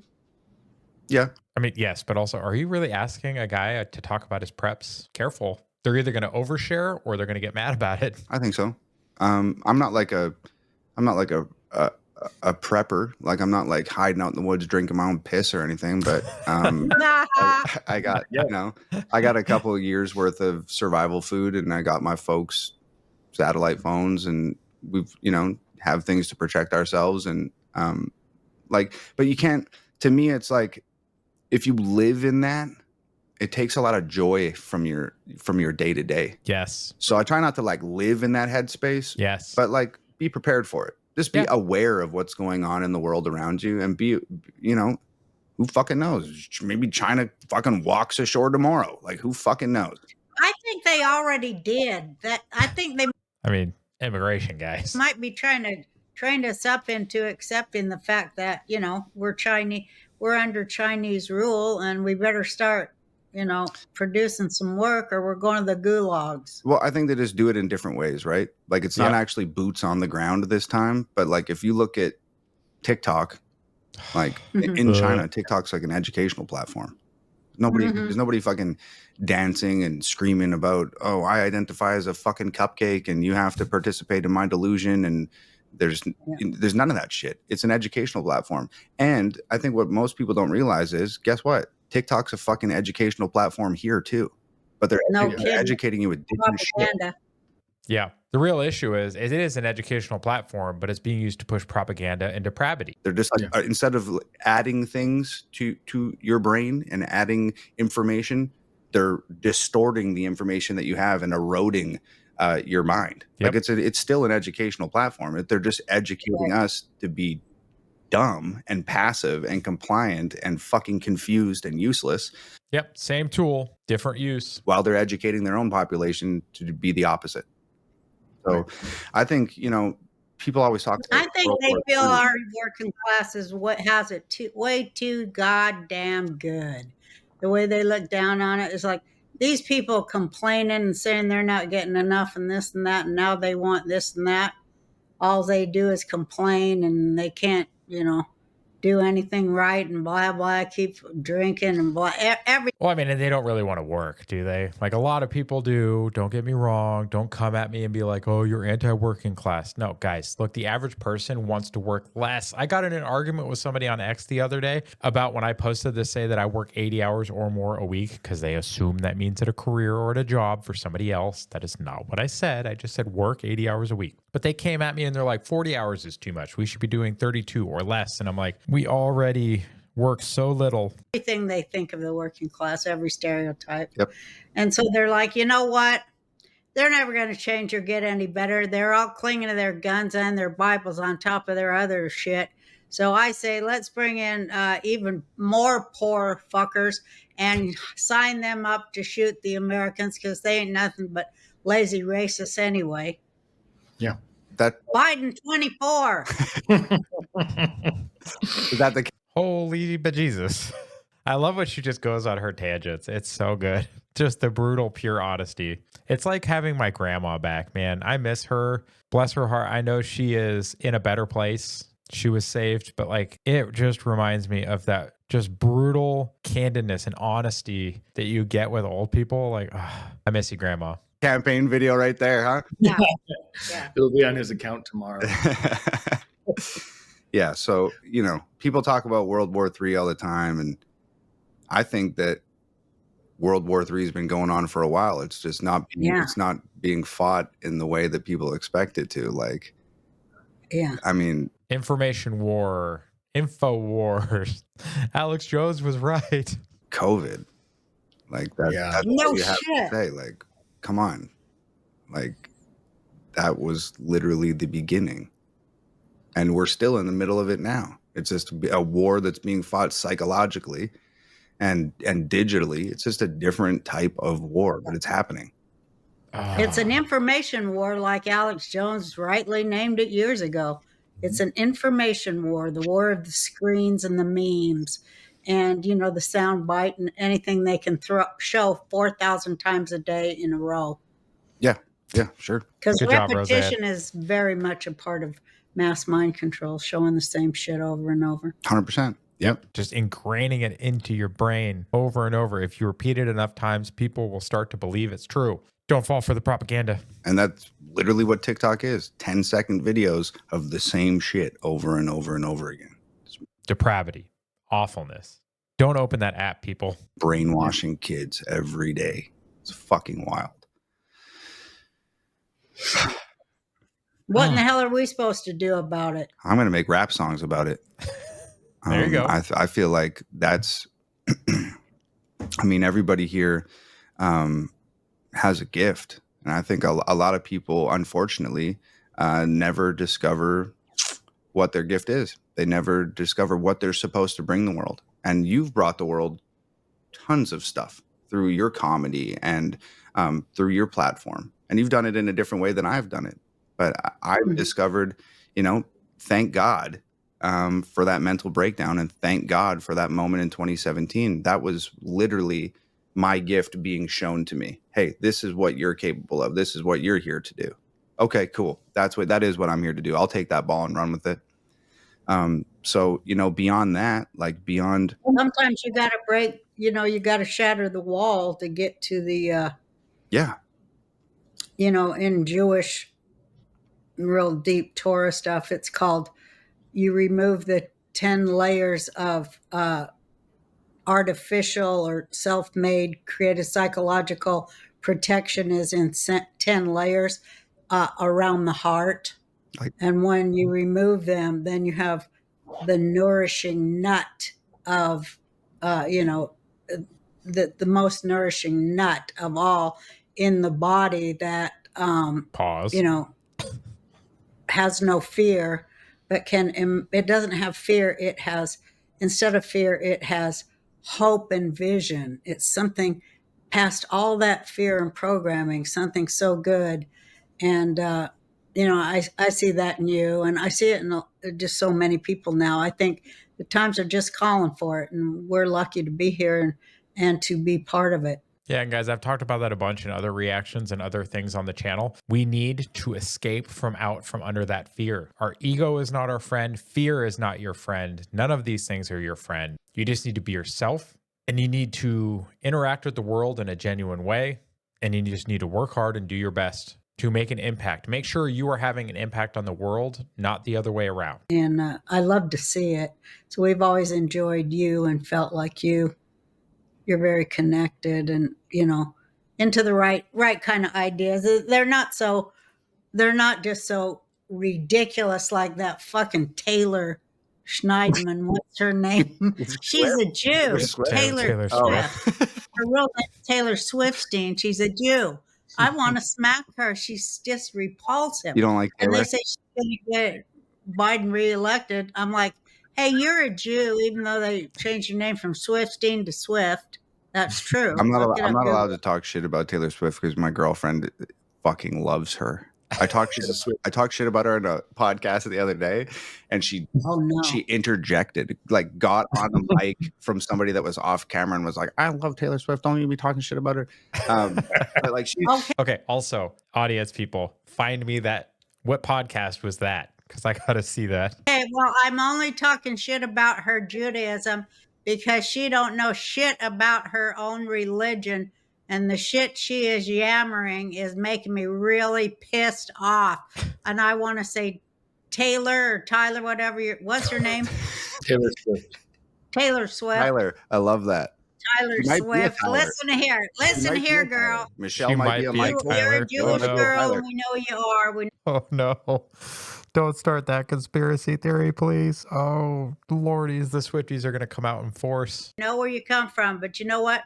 You're on the side of people that don't like the Jewish people. Now, you need to learn a little something and meet a certain God you don't know nothing about because you know nothing about your own religion, Judaism. But let me tell you what. Let me introduce you to a guy whose name is God, and you are not. Roseanne. Speaking for the Jewish people, of which you are one. So you better sit down and STFU, girl, or I'm going to stay on your ass because I'm a Jew and I do the Jewy Jew thing. And you are. What the fuck? What is the Jewy Jew? What is happening? This is one of the best couple of minutes in video that I've ever seen. This is hilarious. And I am half waiting for Nova to come in the room on video and freak out. What is happening? Are not going to be up there talking for me when you don't know jack shit about your religion. Okay? Do you have a Twitter account? Because you need to be on Twitter. Yes, Huge you do. one. The best thing on Twitter, in my opinion. Okay. See, I'm not. I don't fuck around. Well, Jake poo-poos everything I want to put out there. Hold on, I'm looking He's for like this. the fucking. Hang on, I'm pausing. We're gonna pause. I'm gonna look up. Let's see. I'm gonna look up. Let's see. Roseanne Barr. Perfect. Follow. Wonderful. Okay, we can keep going now. Stall, and now I got a new stall in my own fucking brat. Yeah, Tom, check this out. I'm like, why don't you say something intelligible that like will reach a lot of people? And she's like, I want to talk about something that's retarded. And then I said, how about you don't do that? And now it's mind control. Now you're saying the R word. You're going to get I've us always said the down R here. word, and I will always say the R word. Hang on. Okay, you're going to get us canceled. You can't get Well, your canceled. girlfriend now, Nova. Listen, Nova. That Taylor Swift, she should not be out there talking about hurting her own people. And you better listen to what I say there. I'll let her know. But I'm Good telling luck. you right now that there's Good nothing luck. that's going to convince her to stop being totally in love with Taylor Swift. But I'll let her. No, No, she's so talented and gorgeous. How You can can you hear the not be in dogs love in with the her? background. But I'm just correcting her. She shouldn't be doing anything political because Oh she's man, not good at it. She laughing ain't so good hard. at it. I'm laughing so hard. I'm like crying a little bit. This is it's so funny. She criticized Soros, who bought her library, and then 2 Yeah. years later, she was endorsing Biden. So let's be honest. This is the truth. A They lot of probably people, hung her out the window by the ankles like course. they did to Tupac yeah, over there at Tupac. Death Row Records. Remember that? yeah, I do. That was I what's think his name? that was Vanilla Sure. Ice. I don't think. It wasn't Tupac, but it was Suge Knight that held him. Oh yeah, Suge Knight. Yeah. I don't know if it was Vanilla Ice either, but whatever. Anyway, It was, the point it was is, somebody. Some rapper. Yeah. yeah, she's become very critical of the people that own her music are critical of, and that's all you Yeah. need. And anyway, Interesting. she started out as country. I don't know where she thinks she's fucking Barbara Streisand, for fuck's sake. She's from country. Well, I think a lot of that mainstream country music is sort of just melded into pop music, right? I think all Yeah. fucking music has sort of become pop music. Like, Yeah, guys, I think I was seeing Timcast the other day was talking about the last song to top the Billboard Hot 100 that was classified as rock, folks, was Nickelback, How You Remind Me, which was released in August of 2001 and peaked at number 1 December 21st of 2001. It has been 23 years since a rock song topped the chart. Think about that for a second. And that's like my favorite genre. That's wild. like even like a lot of the hip hop out there is just pop now. Yep. It's all very formulaic, guys. They fed it into a computer. They figured out, like, literally, they formulate it. And like Rebecca Black Friday, like any of these pop songs that hit out of nowhere, guys, it's a formula. They figured out the formula to what people like to listen to, which will get people to click on things. It's awful. And that's part of why I love Tom's music so much, because it's not that. Sort That's of true, taking huh? over everything. Yeah. What did you think of ASAP Rocky doing his thing in Paris there with that fully instrumental Who? orchestra? I didn't Did see you it. see it? No, but I did see Oh a my God, picture of everybody A$AP. needs to watch I it. saw It a was picture of him amazing. in Paris the other day wearing the fucking most hideous outfit I'd ever seen in my life. Because they go to these fashion shows, right? And they wear like whatever is supposed to be cool next season or something. Yeah, This shit's awful. Yeah. fucking horrendous. Yeah. Like, yes. like, Rosie, I've seen you wearing a lot of cool Gucci and shit like that over the years. You ever look at the men's section on the Gucci website? There's fucking dresses in there. Like, it's I know. bonkers. Like, this demasculation of men is like, Oof. it's a huge. Well, I love it because they make them big. And so you can't get above a size 12 from Gucci's or none of them because they're also anti-Semite. So of course they'd rather come up with a dress for a big fat man. Here we than go a again. fucking anti-Semite sexist. So I'm glad they're doing that. Then I'll be able to get a nice dress maybe. Okay, cool. Well, I mean, it's not for me, but Moving on. I'm happy for you though. I think men's clothes are far more interesting than women's. I mean, I can't go around with a bare midriff 24/7 like all these other bitches I see out there. I'm 71 for fuck's sake. I've got to have some fabric, you know? I got to have some fabric. What happened to stripping for peace? That Oh yeah, I forgot. I'm going back. You gotta take baby steps. You gotta get comfortable. Are you happy? Yeah, I please don't do that, Roseanne. Whatever, please don't do that. think yeah, most of the time. I mean, I'm just like anybody else. I definitely, have my days where I'm, I look around and Tired. I struggle with it sometimes for sure. 20 But I hour think days. generally, yeah, I'm I'm happy. Like I'm happier now than I was, years ago. When this whole thing first happened and we got to move out of Crenshaw and we lived on Melrose, it was a learning curve. I thought like, oh my God, like I've made it, and okay, well, what do I do now? Like I got all this money now, and what do I do? Okay, well, I'm gonna buy shoes. I'm gonna buy jackets that there's only 5 Stuff. Buy stuff. Yeah, that doesn't bring happiness. He'll probably get to that in a minute. of, and I'm gonna buy this and that, and then all of a sudden I had a closet full of $100,000 of brand name luxury shit Stuff. and I would still lay in my bed at night and stare at that open door in the closet and be like, I'm still unhappy. And then, Oh my God. and then it's just part of the process. It's part of learning. Then you realize like, oh shit, you know what? I don't need to be like filling this void. I don't need to be searching for happiness through material shit.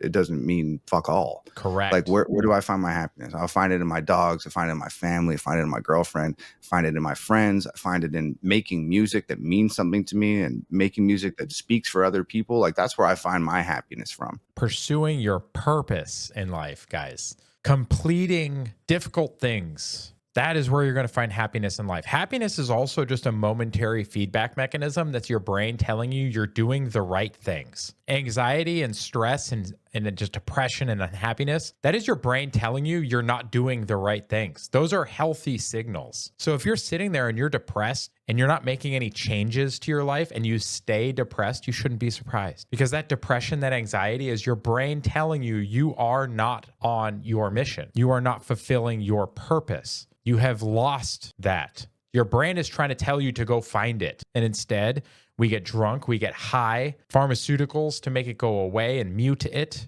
We buy stuff, we play video games, we do everything we can except foregoing to find our purpose and return to it. The one thing that would actually make us happy and help us recover from that, we avoid it at all cost. Knock that shit off. It means something to me, and making music that speaks for other people. Like that's where I find my happiness from. So I had to go through that phase where you're like, oh shit, like, well, I made it out the hood and now I got all this money, so I better spend it on something. And now I'm just like, Mom, you're retired. Dad, this is the fucking Porsche that you wanted since you were 16. My sister is miserable working at the hospital. She called me one day on her lunch break in the middle of COVID. You know, there's like 50,000 cases a day. There's motherfuckers dying in the hallways and shit. And she's a nurse. And they run out of protective gear. She doesn't got no mask, doesn't got gloves, like fuck all. And she's around sick people all day. And she calls me one day on her lunch break and she's distraught. She's crying. She's working 90 hours a week, no protective gear. She's horrified. And I was like, go in and quit your fucking job right now. And then call me back when you've done it. And then she goes in, quits, comes out. I said, fly to LA tomorrow. I'll put you to work. So she comes here and works for Hangover Gang. And that's what all this shit was for. It wasn't for shoes and jackets and jeans and shit. It was to retire my mom and get my dad his dream car and move my sister out from a horrible situation and take care of my girlfriend and love my dogs. And I have friends that have, you know, were in debt that are no longer in debt because they've been loyal to me for 10 years. And I took care of them. And that's what I finally figured it out. Oh, fuck. This money wasn't for me. It was for making the lives of the people I love better. That's what this whole fucking thing was about. So that's exactly what resources are supposed to be for. But it was a learning curve. So I spent a lot of time sort of while I was learning. I had that too. Yeah. When I got famous, and my thing was I got a lot of money up front, you know, and when it finally paid off, it paid off at 100 episodes. That was a jackpot. Yeah. That was so great. And so I'm like, okay, you know what I'm going to do? Because all the shit I had to live through trying to do a working class show on an elitist snob of a fucking network twice. But they don't like working class people. No, they don't. They really don't. But you made it work for And you, though. they didn't like that they didn't like that I made them intelligent and not buffoons. Which is what media has done to men in general, across the board. Ever since this equity DEI crap, like they have pushed it so men are just dumb and helpless. They need women to save them. Like this messaging against the working class, against men, against just people in general is just so twisted and evil. It's just, you don't hate Hollywood enough. They didn't like that I made them intelligent and not buffoons. Mm-hmm. They hated that too. And they hated that, you know, we had black friends. They hated that. Oh my God, I had fight. That anyone was gay, they hated that. You know, on and on with the shit. I had the wear and tear on my body, family, and mind, for them to just piss on it. Yeah. Mm-hmm. But, here we sit, and wouldn't you know, I forgot where I was headed with this, Jake. You were Where was talking I? about money. You got paid, and now you know what money. Oh, yeah. My thing was like, I got all these letters all the time from crazy people. These people, I wish I could sue them. And if I love lawsuits and law shows, I used to watch Perry Mason with my grandmother all the time. Good show. Anyway, so if it seemed like it was a lawsuit, Matlock and Perry Mason were some of my favorite memories with my father growing up. Great shows. to me, I'd pay for the lawsuits. I have won so many fucking lawsuits. You wouldn't even believe it. I love Some of them in federal court. And it was great. That was a great way of spending my money. You got another one coming up with Gina Carano suing Disney that Elon Musk is going to pay for. We're going to try and get you looped into that. It's a class action against Disney potentially. So badass. Those sons of a bitch. What? Seriously. That's a badass. Fuck You that. want to get in on it? Yeah. Dude. What is it? What is They're all suing you can't Disney talk about for it, right? fucking with the media. We don't What? know. We're just going to sue. We don't know. Yeah, I've had to. Class action suit against the media for lying to us. Well, they shouldn't be able to slander you that way and ruin your career and take everything from you and not give you a chance to speak. I mean, And it not seems just- like they yeah. shouldn't be able to. I mean, I Yeah. know they go, "Oh, you're a celebrity," but And continue to blacklist me 7 years on after they've proven that Yeah. they were wrong. I mean, you know, dude, Tom, these are like- the- Oh, yeah. Between Gina and Roseanne and some of the other folks, like, guys, that is so nefarious and just gross the way that they've treated these people. Just, ugh. come at you. yeah, these are the same people that are, putting woke narratives in children's movies and shit. So, Ugh. Yeah, I Satan. mean, yeah, like, Do you know what my friend found out yesterday? Satanic. Mel K. She found out that the same people that are doing all this lawfare against Trump are the same people that were on the Mueller team. Of course. Not They're surprising. the exact same people. They never get rid of nobody up Nope. in there, up in them hollowed halls. so You just get promoted. okay, I feel like you guys are a lot more educated on some of this stuff than who the fuck. Mueller, the Russian disinfo. Mueller. You know, when they- Oh, I've seen this on X. Yeah. Yeah, it's just the same people over and over. It's like way back before Trump even. Hey, man, if you're a useful idiot, they will keep using you until you've outlived your usefulness. So apparently Mueller and some of those folks have not outlived their usefulness yet. But when you do, authoritarian regimes tend to do some pretty awful things to useful idiots once they've outlived their usefulness. Usually you're the first to go because once the revolution has happened, they don't need revolutionaries anymore. They've already done the thing. They don't want people fomenting unrest still. Get rid of them. Yeah. Way back. The same guys. No, they're going to shut you up. They do it to us. They do it to artists. They do it to politicians. They do it to presidents. Oh, God, please button that button. They will shut you up and sue you into oblivion. They will try and bankrupt you. They will try and take your name. And that's what I really wanted to talk about when you came on, is that being independent, being uncancelable, and doing this and still speaking, this is how we win. And the two of you are kicking ass right now. And as a fan of both of you, it's just awesome to watch. Thank And they can't cancel and kill all of us. They Yeah. can't silence all of us. Yeah, I hope it. I mean, I understand that sentiment, guys, but communism in the 20th century killed tens of millions of people, either directly or indirectly. Like, I get it. Hey, YouTube, calm down. They can eliminate everybody. Like, they absolutely can. The authoritarian left, or authoritarians in general, are fine destroying 95% of something if they are allowed to rule over the remaining 5%, which in our case would be like 300 million people. They'd be fine if they were all gone, if the remaining millions were theirs. They'd be okay with it. I hope it inspires other people to do the same. I think that's Me too. really the only. Yeah, that's really the only solution here, right? Is like Right. instead of being the vocal few, if everybody else would just like, I think people are so afraid of being ridiculed by the internet and being, Mhm. canceled, crucified by strangers on Twitter. It ain't shit. I lived through it. Yeah. I'm 70. I lived through it. It was a couple of bad days. There was days like you're talking where I was sitting there just staring, going, "Am I going to live through this? I don't think I Right. can Right. live through this." But you do, and you're stronger because of it. And it's like people are so horrified of hearing the words like "you're canceled," and they don't even realize that like what is being canceled? So what does Is it that mean? a bunch of just fucking morons on Twitter telling you that they don't like you? Yes. Who gives a shit? If somebody says you're canceled, you know what your only fucking response is? No, I'm not. And that's it. Yep. Continue with your fucking life. Continue screaming your truth at the top of your fucking lungs. Who gives a fuck what anybody on Twitter has to say about it or anywhere on the internet?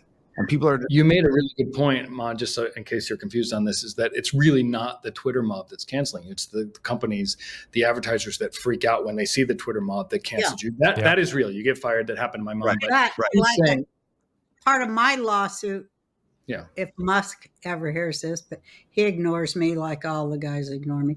we'll get But to it. they canceled my show before even one sponsor pulled out. That's right. So there's so many weird things about what they did to me. So where was the pressure coming They from? did it Behind because I like Trump. Michelle Obama.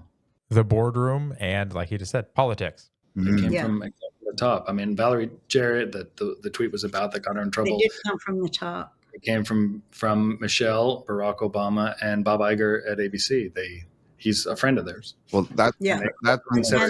that's when they were using people like Rosie and other prominent people and sort of making examples out of them on a very public forum. Yeah. So that everybody else, after you cancel Roseanne and you cancel this celebrity and this athlete and this actress and this musician, then everybody else who's on the come up is like, oh my God. Yeah. They force compliance because everyone's afraid. Fear. Again, like I said a little bit earlier, you can't live in fear, guys. You got to get past it. Don't be afraid of things. Just do things. Act. You've got to take action. Like Tom did with his $1,100 buying a Facebook ad. Like, you've just got to act. Yeah. They can cancel That's what we're Roseanne and they can cancel this guy. Imagine what they could do to me. So I'm just going to shut the fuck up and close and shut my mouth. That's why they do it, and that's why we can't be quiet. That's why we got to keep doing this. Absolutely. Absolutely. Anything else? It's Mom? disheartening at times because can't people see? I mean, like Jake said the other day, can't they see that it's only one side getting in all the trouble and one side doing the persecuting? Can't they see that? Yes, Guess they not. can. It's fucking crazy. It's fucking crazy. Like, like even if you're as far to the left as you can possibly get.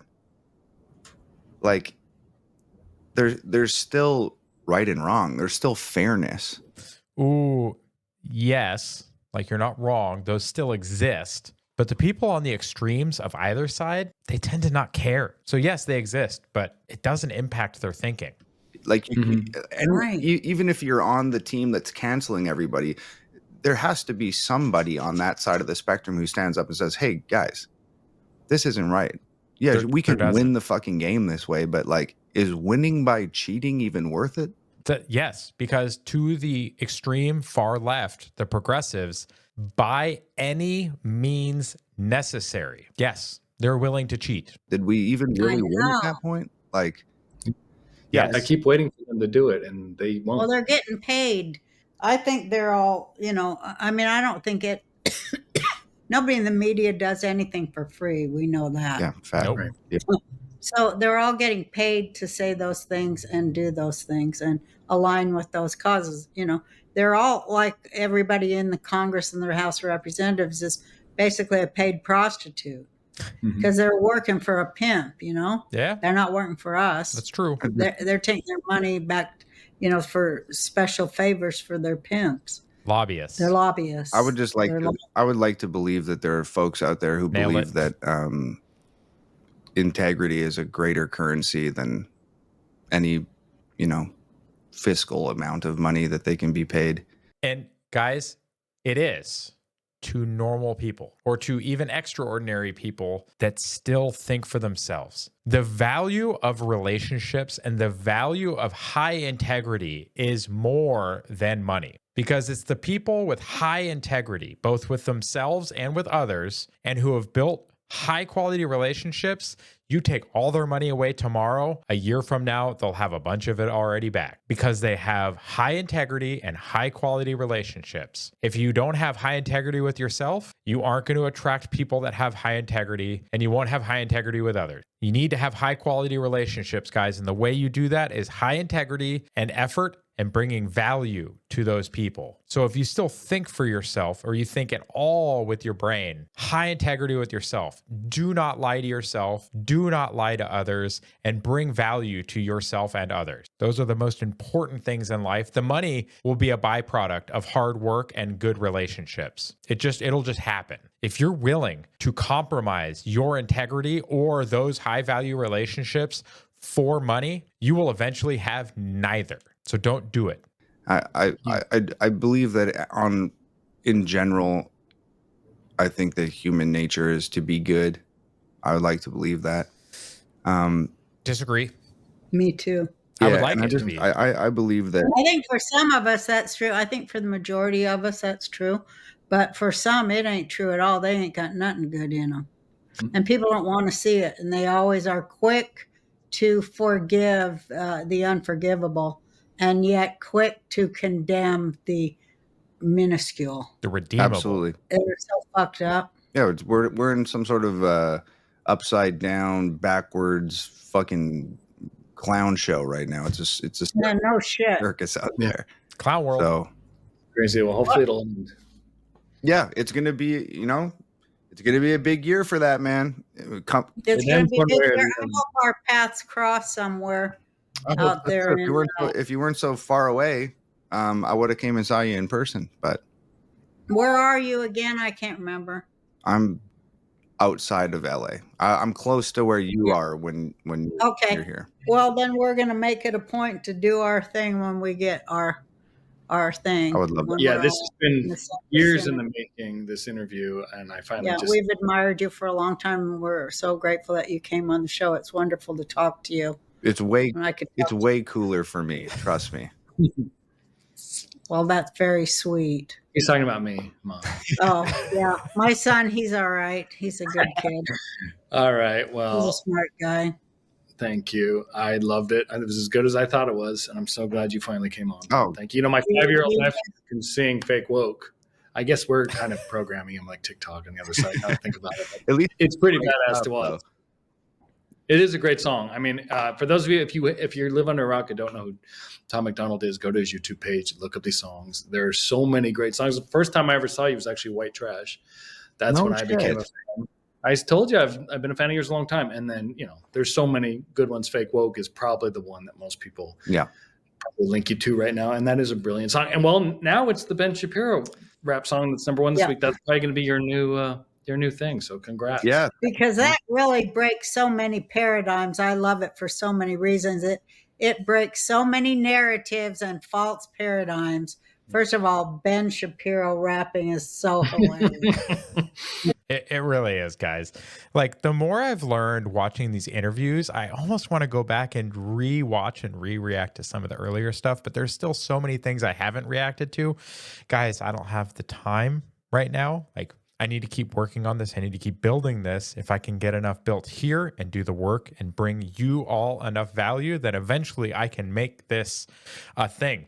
And when this becomes a thing, I will have a lot more bandwidth to do some of those projects. So I appreciate you if you've been here to the end. We're almost there. You did a good job. Yeah. No, it's fire. Oh, the last question, Mom. You forgot. You got to ask Tom. Why have you not been asked to rap in a rap video? Oh yeah, I'm ready to rap. I'm ready. I tried it one time. Remember Coolio? Hell yeah. Yeah, he wrote me a rap, and it was really cool. And I was doing it. He had a studios, and I was doing it. It was so cool. It was like, yeah, I made and it was all that language, riding low, all that stuff. Oh, no. It was so cool. Okay. And I did record it, but anyway, I forgot where I put it, like lost the everything else in my life. But it was genius. Ah, But yeah, I'm always ready for it. I think, my theme would be, I want to outlaw bullshit. Bullshit should be fucking illegal. These fucking bullshit liars, they should be in jail. You know, Agreed. if you get any rap ideas along that, or busting a bullet with somebody. You just I let me know. I shouldn't. I did a song called Politically Incorrect in 2018, and I literally said in that song, honestly, honesty is going to be illegal. Yeah. So, look, if this is that moment, like I had with Ben when he joked about, hey, I'm going to be in a song. It is. Then I Do called it. him on it and got him in a song. Is Do this it. that moment? Are we going to? Oh yeah. Oh hells yeah, I'm ready. Oh fuck yeah. Okay. It's got to be about being canceled, I assume. But you're the artist. I just throwing that out. I mean, I think we. Oh, I want to say a big fuck you right in their fucking stupid ass devil. Oh my thing. God, I already see her on a cross being burnt. No, we're not gonna do any Video. Madonna type shit.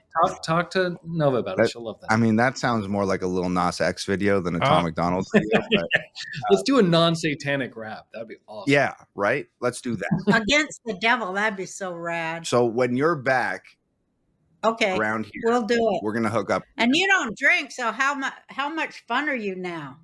I mean, You and Nova, you're sobers. I don't know sobers. I don't know what to do with them besides feed them. I mean, I've always kind of been the life of the party, though. Like, Oh, cool. I think me Okay. at my baseline resting state is like most people fucking shit faced. So Oh, cool! I love it. yeah, we'll get along just fine. That's awesome. I love it. Well, All right. I love you, and thank you so much for being on my podcast, Tom MacDonald. Thanks for having me, Rosie. I love you too. I love you more. Thank you, baby. Oh, guys.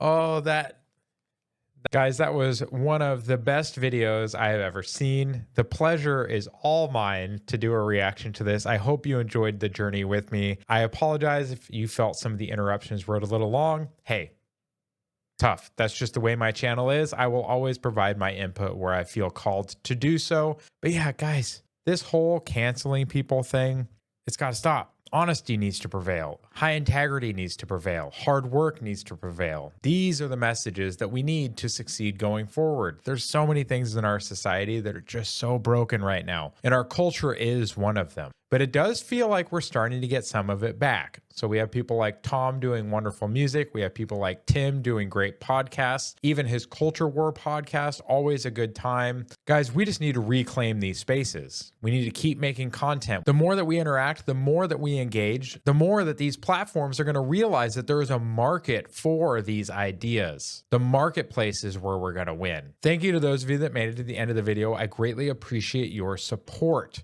If you're looking to support the channel, you can take advantage of any of the offers with the Rogue Dermatologist and myself. You can use our promotion code when purchasing Coffee Brand Coffee.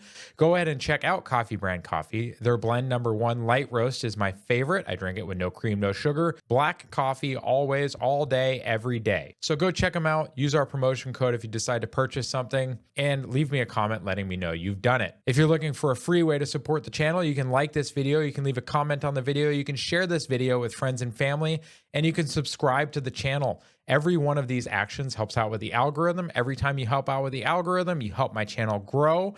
The more this channel can grow, the more content I can bring you. You can head on over to the Discord, join the conversation there. You can also go over to X and follow us at PatriotDad_USA. And in the future, we'll be doing subscriber-only content there on that platform. We're also doing weekly news update streams, 8:30 p.m. Eastern time on Saturdays. And I'm now doing a periodic podcast when I can get people to show up, when I can find interesting people to sit down and engage with and have a good discussion on things that are interesting.